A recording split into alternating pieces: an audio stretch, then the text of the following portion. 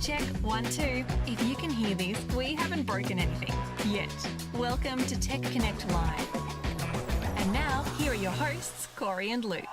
And here we are! It is me, Luke, and he. Why? What? Nothing. It didn't play across the. It just died. Let's not worry about that That's why I said never mind. And then you said what? Hello, everybody. If you hadn't have said anything, nobody would have known that we had any technical issues. I started and then stopped myself. But then you said, "Please continue, Cory." And I said, "I will." Hello, everybody. We are live in the flesh. Unless you're watching this not live, then we're not live. Well, no. we are still live. If you are watching us right now, we are live, and it is Tech Connect Live. We are here with the but if they're watching it even an hour from now, when you say we're watching it, whatever. It is Tech Connect Live. We are here to talk about the latest in assistive technology. That's right. We come here every 2 weeks to do such a thing, and we are very glad to have you all here today. Please put it in the chat if you are here, and let us know where you are joining us from, and let us know what your favorite piece of assistive technology is. Now, Cory, I have a question for you. Okay. So last night I could not get to sleep, and it was 1:30 in the morning. Ooh, still not asleep. That hurts. Still not asleep. No, I did luckily fall asleep shortly after that. But that leads me to my question of the day, and please put it in the chat if anybody has a good answer to this. What is your strategy if you cannot fall asleep? Well, I've heard a few things. I usually will just continue listening. I usually fall asleep with my headphones in, so either a book or a podcast or something. So I'll continue doing that, and that usually does it. But I have been told, and I can say for me this doesn't work, but I've been told if you count backwards from 100, that you're like almost guaranteed to fall asleep before you get to 0. Because I'm guessing the point is that one of the reasons you're not falling asleep is because you keep thinking about how, and so counting back from 100 is supposed to help. But I've done it before, and it is not. You go all the way to 0? Yeah, I've gotten all the way to 0. So I guess maybe for some people it does work. Very hard to quiet your mind once it starts thinking about it. I think that's right. That's usually what keeps you up. But what was your technique? Do you have a technique? Yeah, well, oftentimes I will put on a podcast at a very low volume, and it basically keeps my mind engaged in trying to listen to what is being said. Sure. And then during that process, then you'll inevitably sleep. Do you listen to Tech Connect Live knowing it's going to put you to sleep? I could never fall asleep to Tech Connect Live. It's too exciting. What are you talking about? I hear you. Well, hopefully nobody who's watching today has already fallen asleep. In the chat, we have a few people. Hello. We have Shirley saying hello, everybody, with a waving emoji. Ooh, very nice. Thank you, Shirley. You are first in the chat today, so glad to have you. We also have Sky Blue 4. As usual. Yes, which I believe is Alicia from Rockford. Indeed it is. Hello from Rockford. Hello, Luke, Cory, and hopefully Jonathan. Ooh, well, we're going to leave you in suspense as to whether Jonathan is here or not. I commented. Oh, wait. Apparently he just commented, yes, I'm here. Greetings on this wonderful spring day. It is a lovely day, I have to say. Nice. Greetings from Rockford, Illinois. You know, I would be worried if that ever changed. You know, if one day we get a comment saying, you know, greetings from somewhere else. You know, like Chicago. So, like, if she ever moves, she will have to say, like, greetings from 60 miles away from Rockford, Illinois. There you go. Please never move.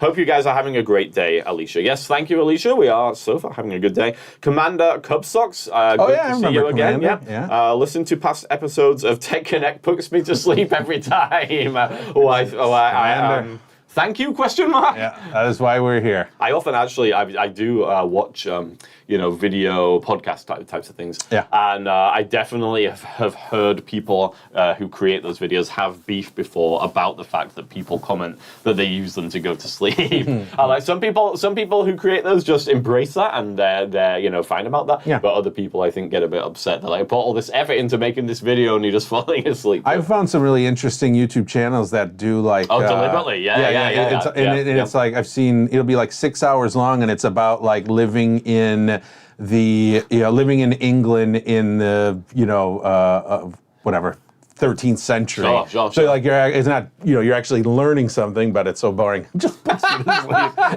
I feel like history buffs would disagree, but I take your points on.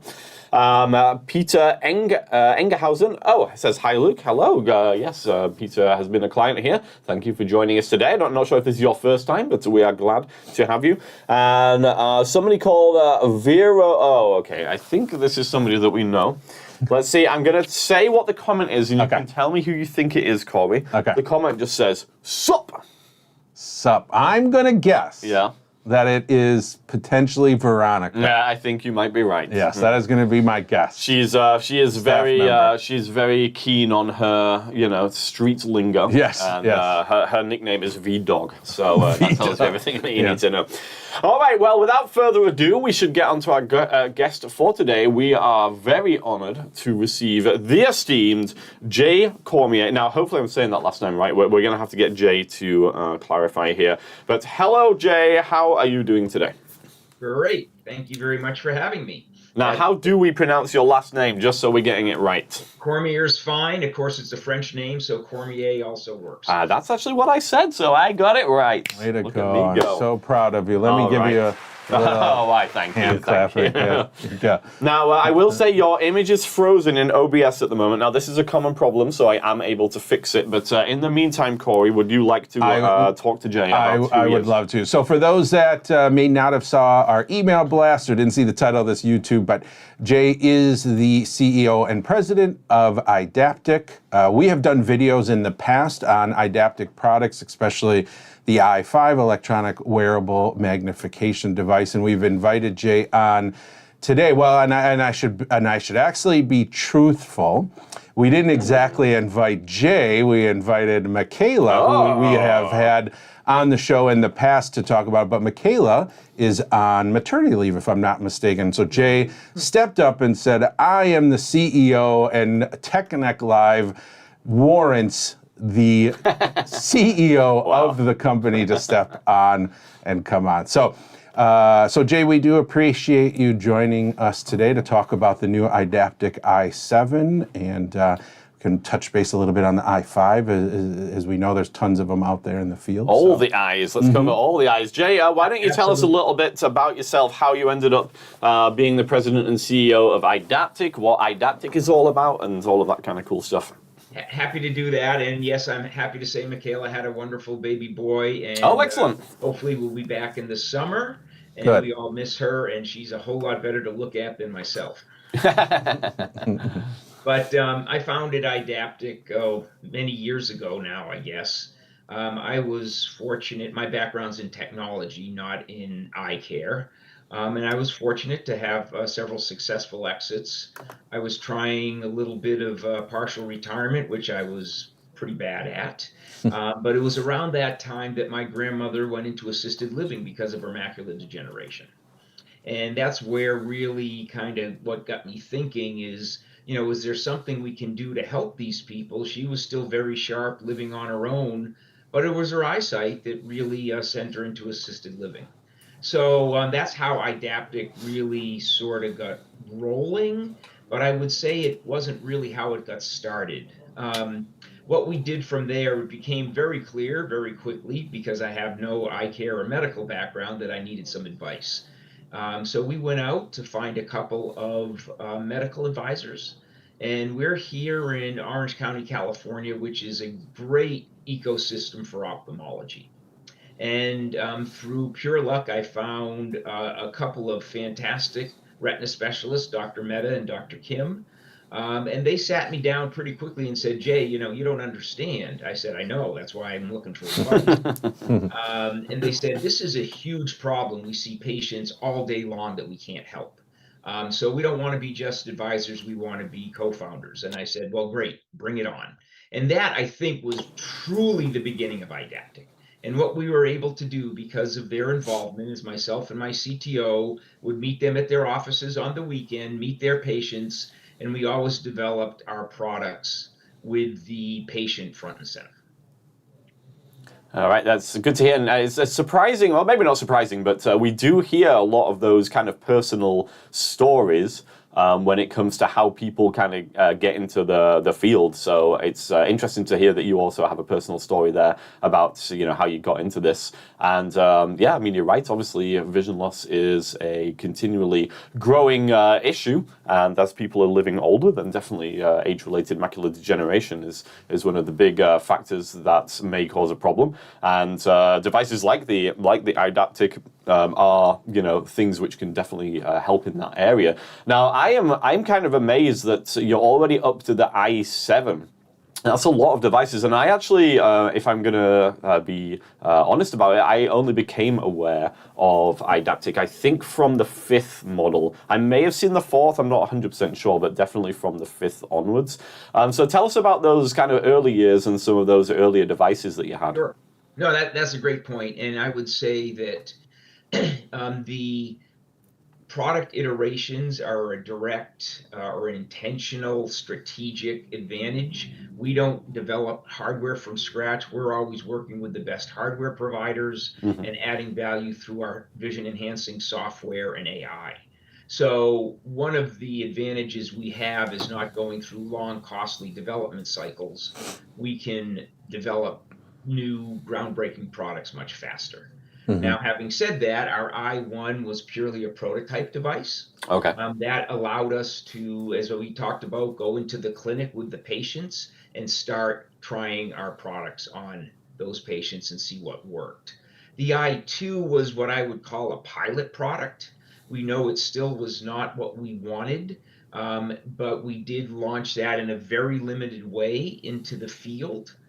Which, of course, was the week before the world shut down in the pandemic. Oh, great timing. So I guess no matter what, by definition, it was a pilot product.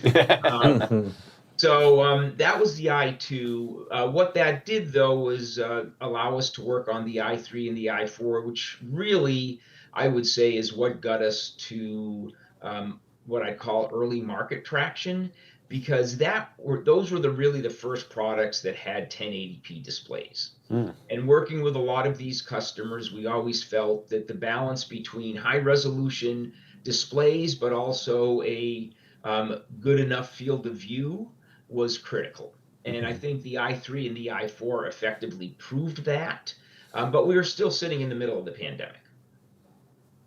So it's really why, and probably why really we didn't come onto the radar screen until the EYE5, where when we introduced the EYE5, we quickly saw anyone that had an EYE3 or the EYE4 wanted the EYE5. And that became our mainstream product. That was in October 2022.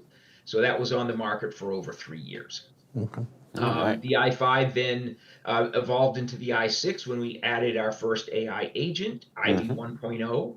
And then, of course, the EYE7, which has IV 2.0, and of course, we just launched our early access beta program for EVA as well. Sure. Yeah, so obviously we're going to be talking about the EYE7 today. I think the first time that I had found Eyedaptic, and maybe it is for you too, or maybe you knew him before that, was probably around that 23, 24 was the first year we went to CSUN together, and we came across the booth. I don't remember. I had seen them before that at an event that was hosted by our friend Chuck in northern Wisconsin. Yeah, in Berlin, Wisconsin. Yeah. So yeah, that's the first time. I don't remember specifically what model that was. Sure. Yeah.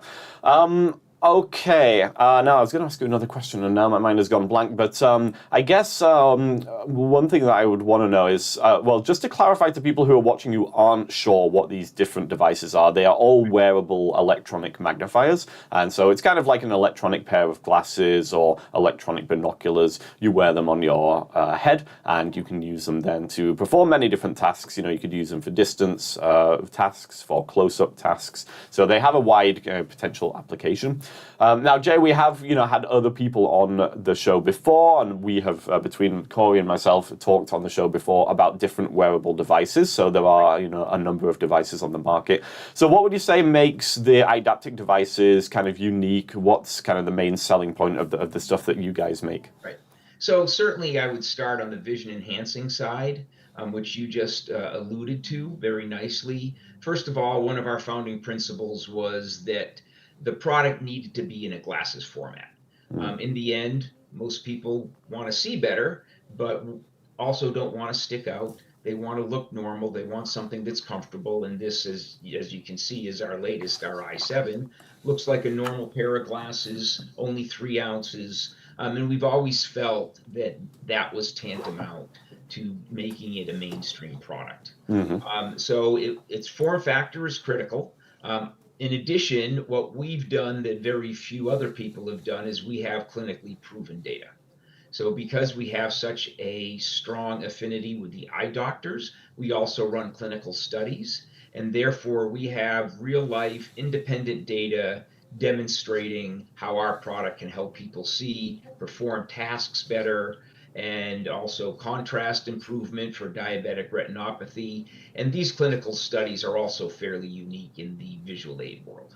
Yeah, that's good to know. That is definitely something that not a whole lot of companies are doing for sure. And I will say, in terms of the form factor, like me and you, Cory, have talked previously about the magic pair of glasses. Where people will come into our clinic and maybe they've just recently started to lose their vision, and they think that there's going to be a regular pair of glasses that which are going to help them. So we have to kind of break the news that unfortunately that's not the case. But yeah, with the wearable devices, the closer you can get to them being just like a pair of glasses, then the more easily they would be accepted by the user. Yeah, it's an interesting conversation or dichotomy sometimes. Is you'll work with somebody who says like these, X, Y, Z, whatever glasses are, they help. I can see better. I can do this and that. Yeah. But then they say, but I'm choosing not to wear them because of the way they look, and that's so interesting to, especially as somebody who has no vision. I think to myself, like, man,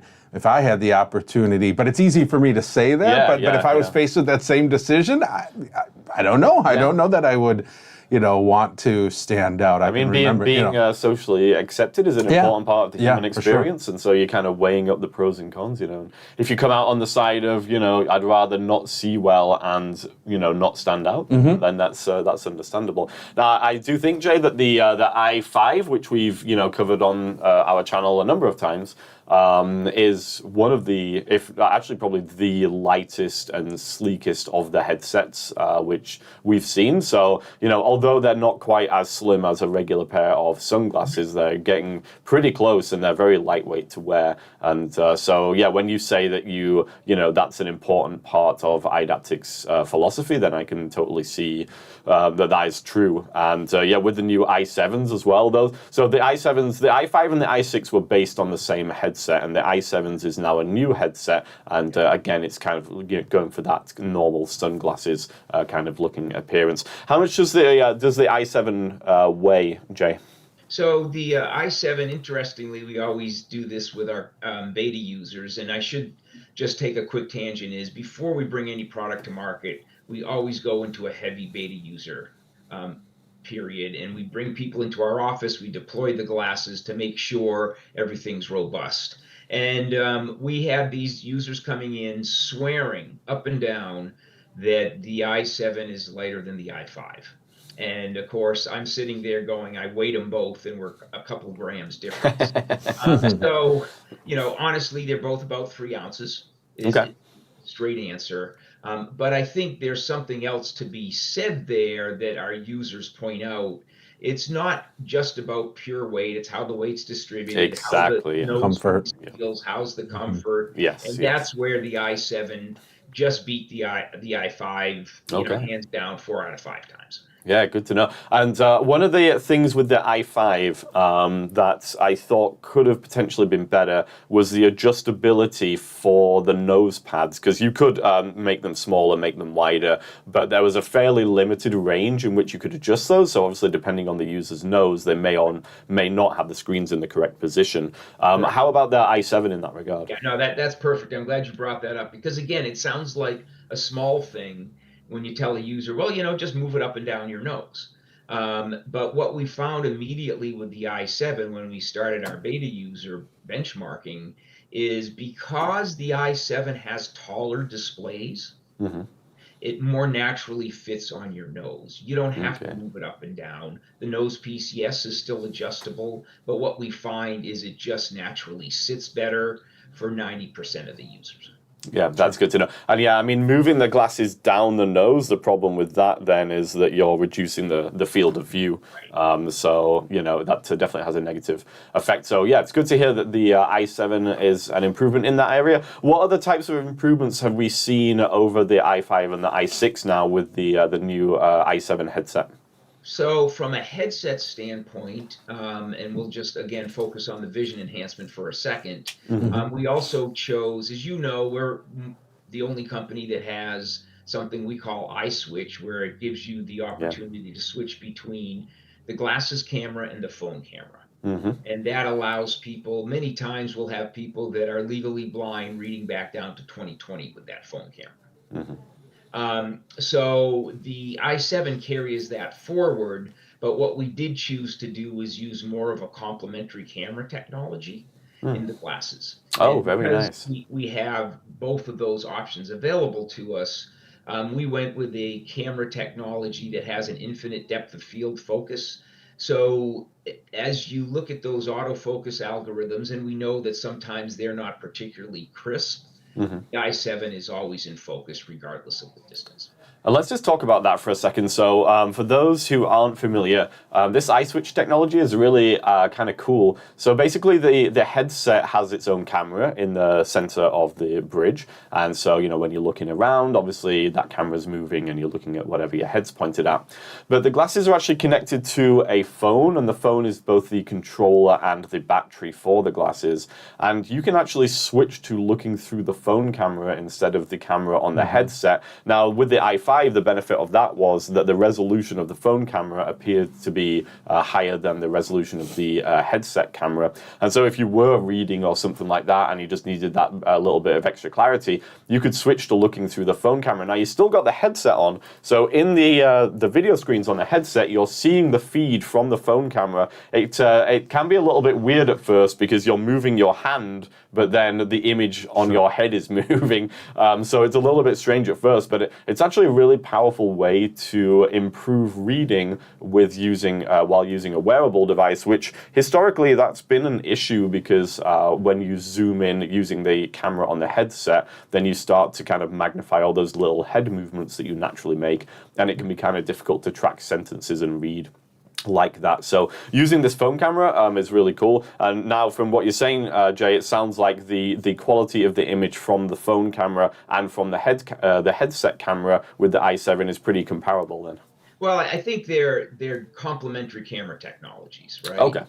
No matter what you do, and you summarized it nicely, the phone camera is always going to have be the best camera, right? Okay. The phones have always the state of the art. So no matter how much you improve the camera in the glasses, the phone's always going to be ahead. So that's why I think that technology in general is powerful for me.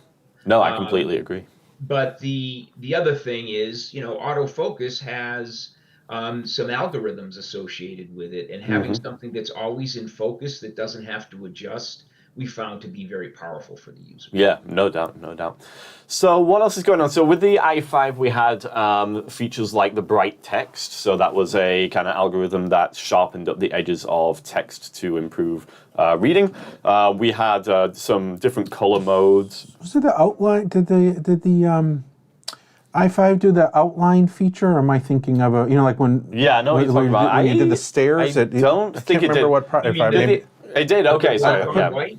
The black on white and white on black? Is that what you're talking about? Oh, no, we're talking about a specific outline mode, which is like enhanced edge contrast. Yeah. That's what our bright text is. Yeah, that's basically that's a good point. Gotcha, okay. And then you also had this interesting feature, which I hadn't seen on any other headsets, which was an auto zoom feature.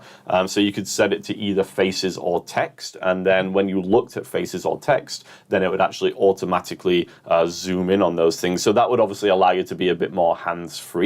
I assume that those features are all still present on the i7 as well? Yeah. So what we tried to do is, so the straight answer is yes, we tried to preserve our user interface. That has proven to be popular with our users. So we said, let's not fool with that. Let's focus on the new hardware platform. And then really where we put our effort in software improvements was on the AI side of things. Yes, and that's a perfect segue into the new AI on the i7, which is, she has a name, she's called Eva, and people who have watched our channel previously and seen our previous episodes with Michaela will know that the i6 had Ivy, so Ivy was the AI assistant, but now she has not necessarily been replaced, but she has, a new friend in the form of Eva. So why don't you tell us a little bit about Eva and what she can do for people? Yeah, and I'll just use a couple of quick slides because, like I said, that's better than looking at me. But I don't know if we can show those, or are they being shown? Oh, do you know, unfortunately, for some reason, I'm not sure those are being captured. Actually, give me a, yeah, go ahead and bring the slide up again, Jay, and I'm just going to try something, see if we can get those to be shared here. Worth a try. I need to yeah. So I'm just going to try and recalibrate this, and we will see what we get. Work your magic. I bet you Eva could fix it. Eva, yeah, if we could just ask Eva, we'd be okay. Okay, I have, amazingly, I have managed to get it up here. I'm not amazed at all. Wow, no, I appreciate your confidence. I knew you could. All right, now we have the first slide. Now, when you change slides, I'm not sure if they will change or not, but we'll find out. We'll see. Give it a whirl. So, just to recap, we talked a lot about the vision enhancement. And the only other thing I would stress here is that we really designed Eyedaptic to be useful in the broadest range of use cases. No driving, no power tools, but because it's in that glasses format, because it's portable, we'll have people going shopping, we'll have people watching their kids' soccer games or their grandkids' lacrosse games, computer, TV, etc. John up in the right-hand corner, it was on the World Poker Tour. Oh, wow. His vision got so bad he could not find anything to help him, and he had to stop playing. And he stopped playing for about a year until he found Eyedaptic. He's using the i5 there. And he went back on tour. He got special permission from the Win, and he'll play in tournament play for 16 hours straight using it. Oh, wow. That's amazing. Yeah. So I think we always have looked at vision enhancement as the baseline. If people have some vision remaining, they want to take advantage of it. But moving into the AI, and we'll see if the slide change works. It did. Hey.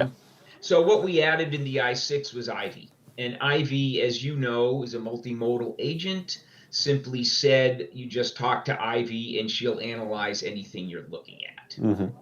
What we did for the i7 is we actually put Ivy 2.0 into the i7. And your next question is, of course, what's Ivy 2.0?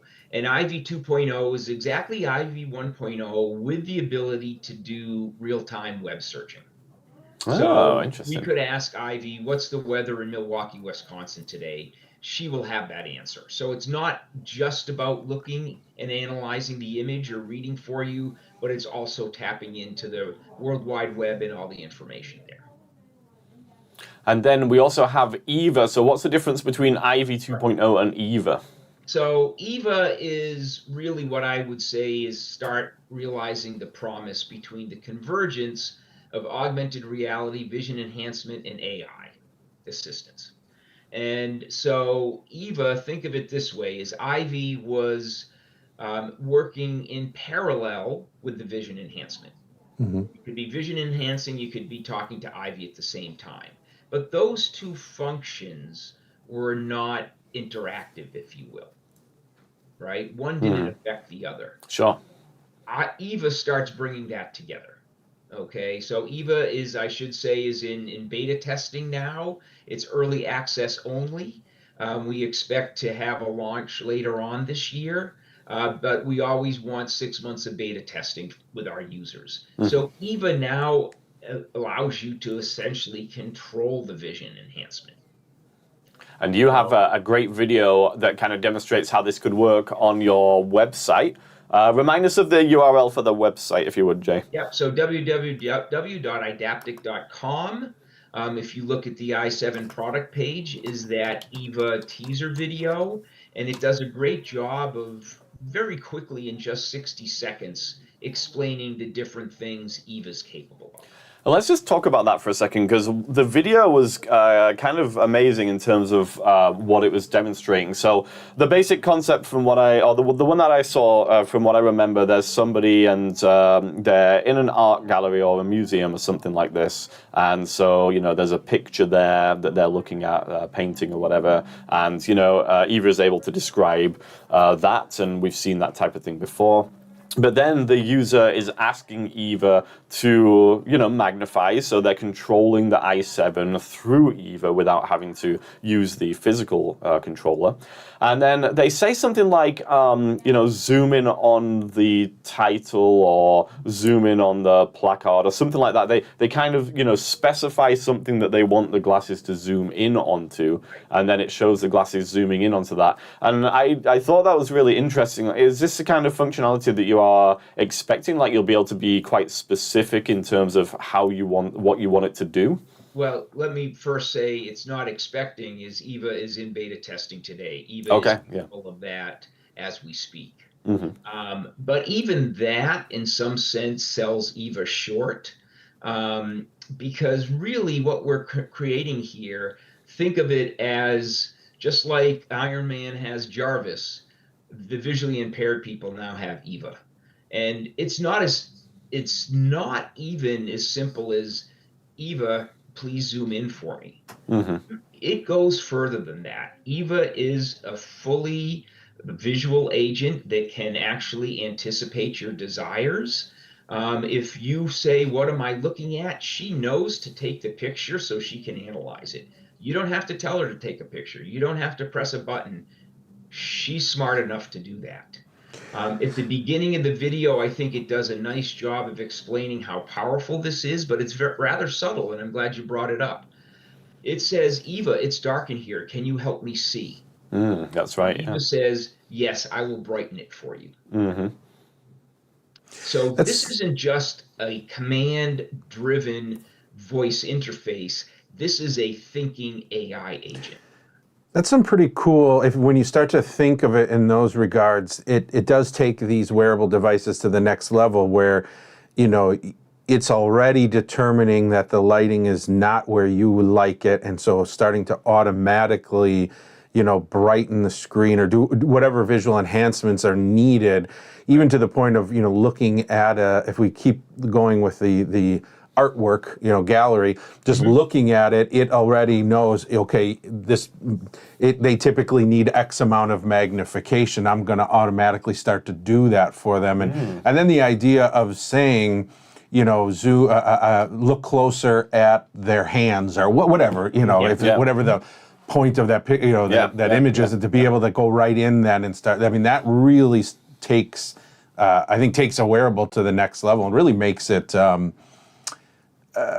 the benefits just to start to stack up at that point. Sure. Yeah, and this is, I think, again, consistent with our philosophy. We've always looked at AI not as the end game, but how do you make the product more powerful without making it more complex? And I think that's where AI comes in. Yeah, I mean, the fact that you can just kind of say things in a natural way, just tell it what you want it to do in a natural way. There's no specific commands that you've got to use. You can kind of phrase it however makes sense to you, and the AI should be smart enough then to implement the correct things to do what it is that you wanted it to do. Exactly. And learn your preferences. You know, we talked a little bit about, you were saying, you know, wanting the glasses to be as small as possible so you don't stand out. Well, part of that is also, you know, you verbalizing things, you know, saying, make it brighter. But if it's learning what your preferences are and making things brighter without you having to say it, that is another example of you know, not standing out. That's you know, a great point. Yeah.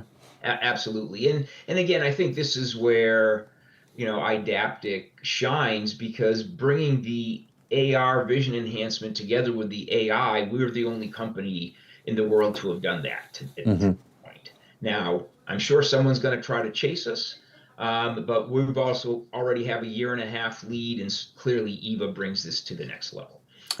Yeah, I'm very impressed with the implementation of this, and I'm excited about checking it out for myself, because we've covered a lot of AI stuff already on this on this channel. I mean, it's really been a hot topic for the last couple of years, but this is a very kind of unique approach, unique melding together of the technology with the AI.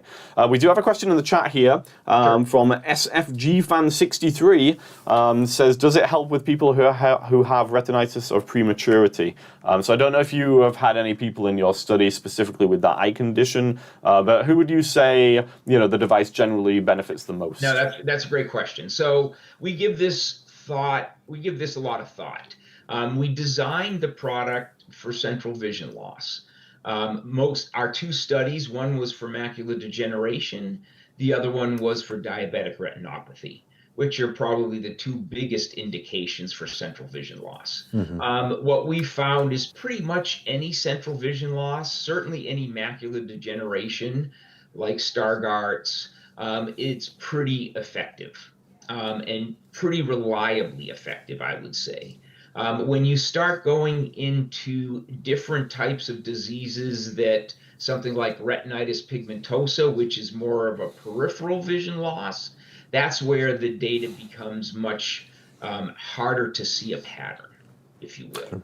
Yeah, so what I usually say is, if people are interested, the best thing that you can do is, get a demonstration, and because it's really hard to say there's a lot of different eye conditions out there, and also like everybody, even if you have the same eye condition as somebody else, that doesn't really say anything, because everybody's vision loss is so unique. Everybody's kind of expectations are different, and so on and so forth. So if people were interested in getting a demonstration, Jay, then what's the best way to go about doing that? So what we tell them is, feel free to call our customer service. That's on our contact page on the website.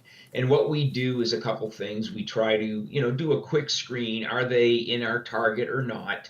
And do just what you said, is set their expectations properly, and then work to find them a provider in their area.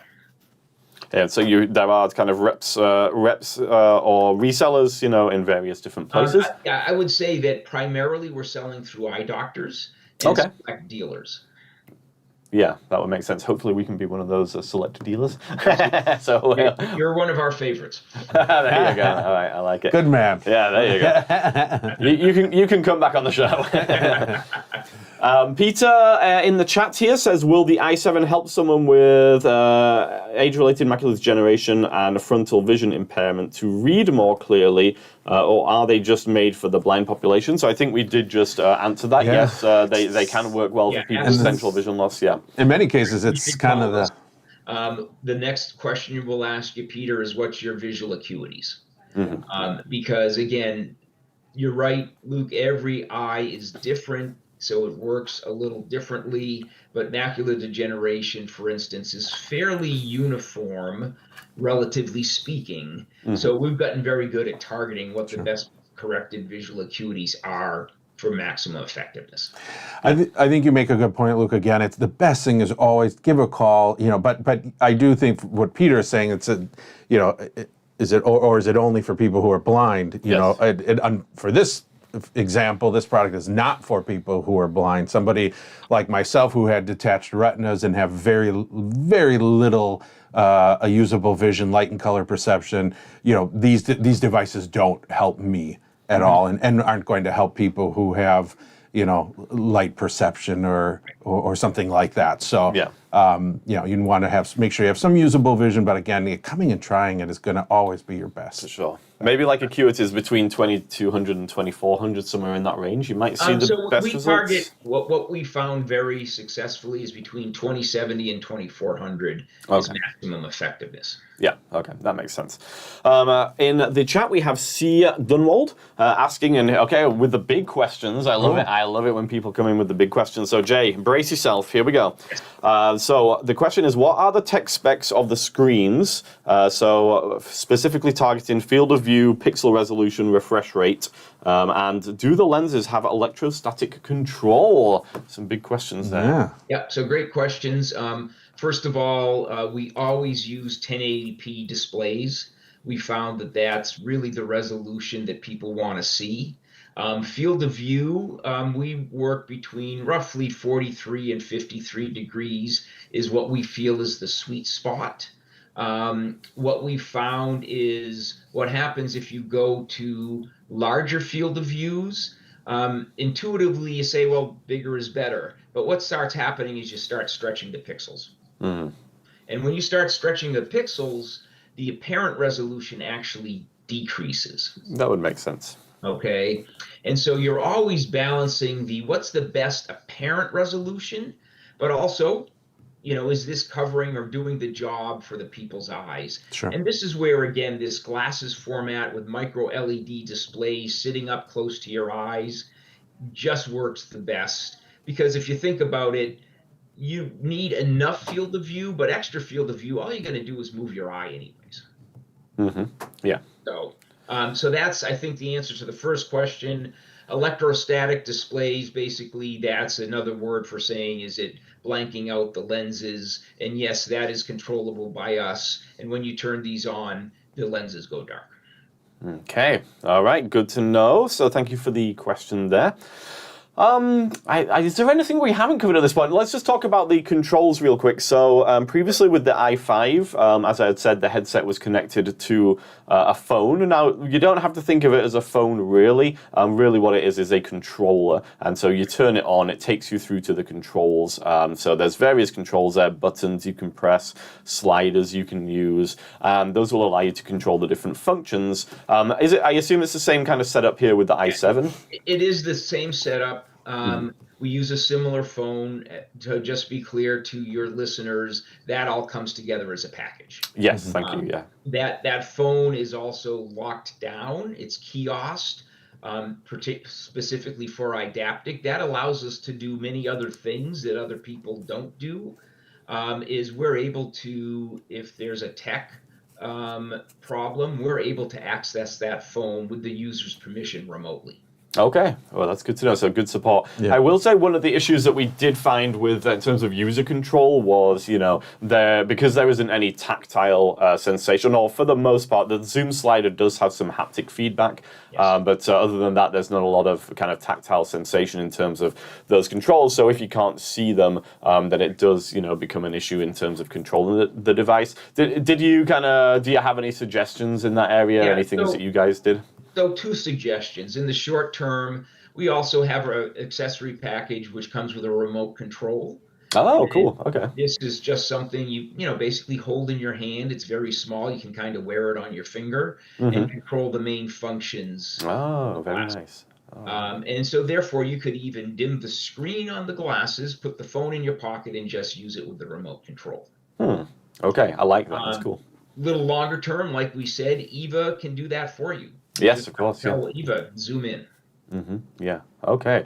Good. Couple more questions, some more big ones here. These ones are from me this time. Number 1, do we have a suggested retail price? Number 2, when are they available? Is it now? Is it coming up? And number 3, where should people go to get them? Which I think, we've already covered that. So maybe just the vision-forward.org. There you go. Exactly. So certainly the answer is call us, call your provider, call your favorite dealer. That's where you're going to find us. But again, we have someone on the phones that are happy to answer anyone's questions. We did not change the pricing on our i7 when we launched it. So it is still, we don't publish our pricing because we let the doctors decide for themselves, or in your case, the dealer, you price it where you want. We recommend between $4,000 and $5,000 as an MSRP. Okay, Gotcha. and it should be noticed as well that if you do want to use the AI, there is a subscription to that, and those prices, I believe, can be found on your website. Yes. So, and Ivy and Eva have got different subscription prices because they have different functionality levels. Yeah, so that should be borne in mind as well. Yes, perfect. And so I think it's, again, if someone wants to upgrade to a subscription, they can either do that when they buy the product after they've seen it and said, yes, I want this, I love it. Or we can always do that, again, because our phone is controlled by us. We can always upgrade later remotely. Okay, well, that's good to know. A couple more questions in the chat, and then we will wrap this up. Jay, did you want to come back on camera? We've still got the slide up at the moment, and I'm sure that people would like to see your lovely face here. Yeah. Now I might have to do. I was going to say. Yeah, let me just do something. Let me just do. I'm making life hard for myself here, but let me just get you up on our end here again. Okay, window. Okay, should be this one. All right, there you are. Perfect. Let me just move you into place here. One question I did want to have real quick here before I moved on to the questions in the chat was, what is the battery life? So battery life actually has improved. Oh, so nice. Battery life, because these glasses are more efficient, which is great. Battery life typically is about 3+ hours straight from the phone. We do part of that accessory package. There is a adapter in there, and so, for instance, that poker player we were talking about uses the adapter and plugs in a spare battery. That'll get you for 8 hours. He swaps the battery in the middle of play, so that's how he gets the 16 hours. Okay, I'm glad you brought that up because I was wondering how that was happening. So that's good to know. All right, so from the chat, a couple more things from DJ Mendoza. Do they assist with color perception? What's your experience there? Very interesting question. We don't take a lot of data on color, but we have found many times as we're doing our beta testers, we'll run into people that have trouble seeing the different colors. And with these vibrant displays, they're actually able to see the different colors again. Yeah, and I will say anecdotally, I've had the same experience with wearables in general. They do tend to enhance color perception. I don't know if it's just because the screens are bright and they're very close to your eyes, whatever it is. Sure. But yeah, that does seem to be one of the benefits for sure. From C. Dunwald again, do the glasses only work with the included phone, or will other devices plug into the glasses, like personal phones, gaming consoles, etc.? Right. So the answer is it only works with our phone. There is some good reasons behind that. Unfortunately, most people are Apple users, and Apple, in their infinite wisdom, blocks external camera usage. Okay. So that discards all Apple phones. Therefore, we're using Android. And, we use the dual display because our user interface is actually on the screen. Well, that's so right, it's a relatively small number of Android devices that work. So we felt it was just easiest for the users to put that all together in a package. Sure. Yeah, that makes perfect sense. And from Alicia, this is not a question, but just a comment. Once again, Luke, Cory, and Jonathan, another good live tech. And I would also add Jay into that as well. I would agree, and I don't disagree with her. At all. Very generous of you. Yeah. All right, well, that does cover all of the questions in our chat, and it covers all the questions that I have. Cory, do you have anything else? No, not at all. Jay, we appreciate you joining us today. Is there anything else you wanted to mention that we didn't cover before we wrap it up? No, I just wanted to thank you guys for the great work you do, and it's, I really appreciate you hosting us, but keep doing what you're doing. You're fabulous. Thank you. Thanks, we will Jay. say the same appreciate to it. you as well, yes. And we hope to get the i7 here. So once we do, then we will do a produced video on it and Absolutely. show off some of the cool features. But until then, we will have a video releasing next Thursday. That video is going to be about the Vision Buddy using voice commands on the Vision Buddy Mini. So check that out. That will release on Thursday, I believe, at around 3 p.m., Jonathan? Does that sound right? Yeah, around 3 p.m. Central. And then in 2 weeks' time, we will be back for another Tech Connect. What are we called again? Technic Live. Thank you, Tech Connect Live. Yeah, we'll be back for another Tech I Connect think we Live. have another guest too, potentially. We do, and I forget who it is. No, she's May 9th. So Okay. we have another guest. Yeah, And we have another whoever it guest. is will be excellent. I'm not sure who it is off the top of my head. But anyway, do join us in 2 weeks' time, same place, to see the live show. See me and Cory goofing off once again. But until then, thanks again, Jay. Thank you, everybody, for joining us, and we will see you all next time. Goodbye. Bye now. Hello.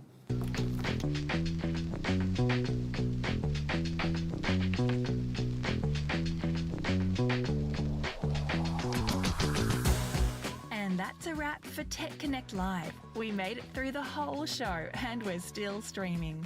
For more awesome tech content, head over to techconnect.vision-forward.org. See you next time.